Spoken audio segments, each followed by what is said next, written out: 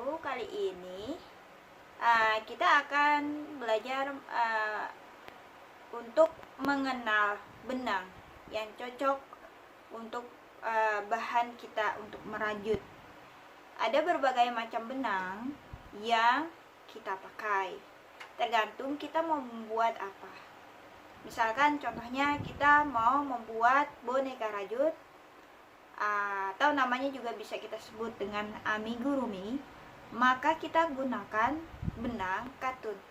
Katun juga ada banyak, ada yang katun Bali, soft katun, ada yang mel katun, atau katun-katun yang lainnya. Itu kita cocok untuk membuat boneka rajut.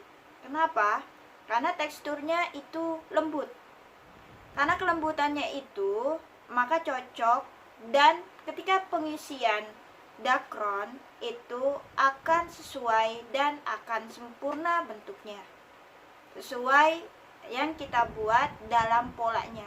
Jadi kalau bulat bentuknya, maka bulatnya dia akan sempurna.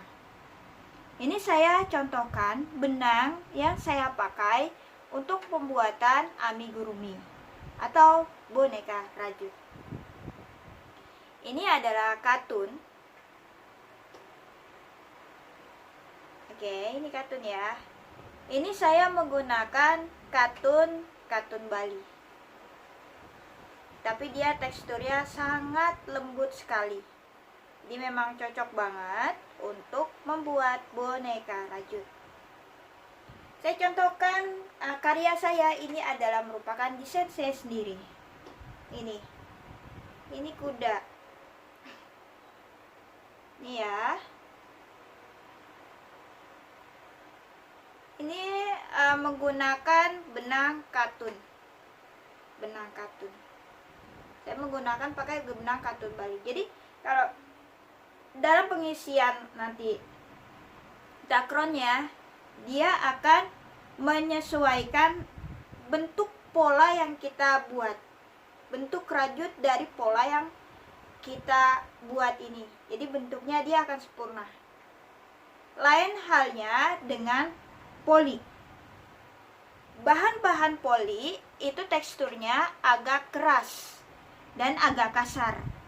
Maka sebaiknya saran saya untuk yang menggunakan poli itu untuk pembuatan tas rajut, sepatu rajut, lalu bisa juga topi rajut. Karena dia bentuknya agak kaku, jadi lebih sesuai untuk bentuk-bentuk seperti tas, sepatu, ataupun topi. Ini saya contohkan tas rajut buatan saya.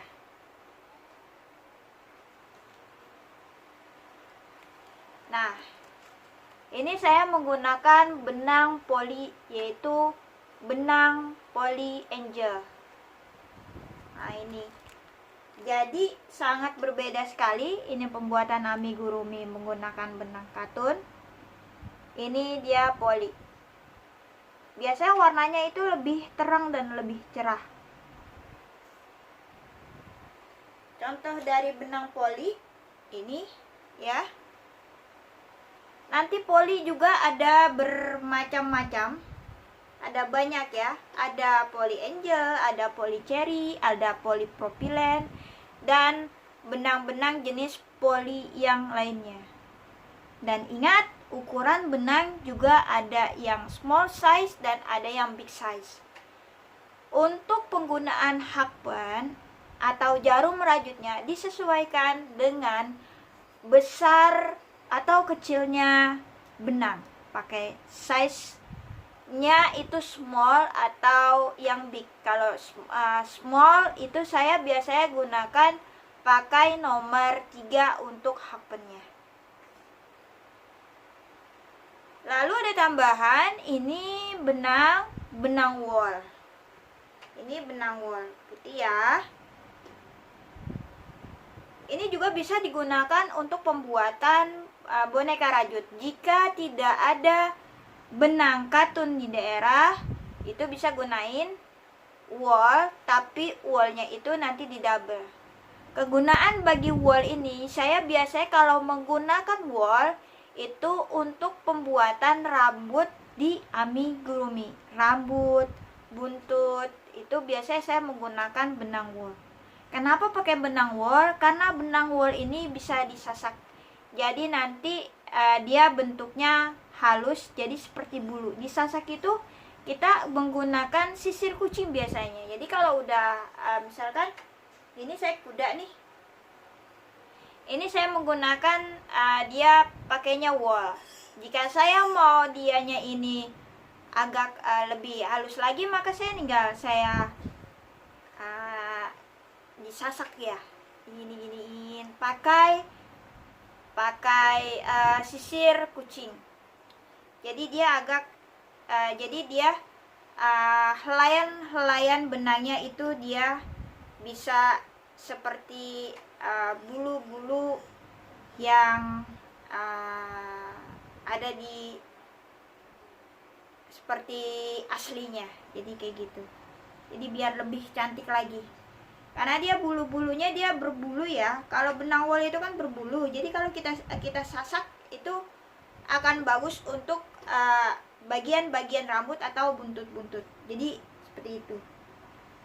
Ini adalah sekelumit perkenalan tentang benang. Nanti bisa diperdalamin lagi, bisa dipelajari lagi tentang benang. Karena ini merupakan pengalaman saya dalam pembuatan amigurumi, tas, ataupun sepatu rajut.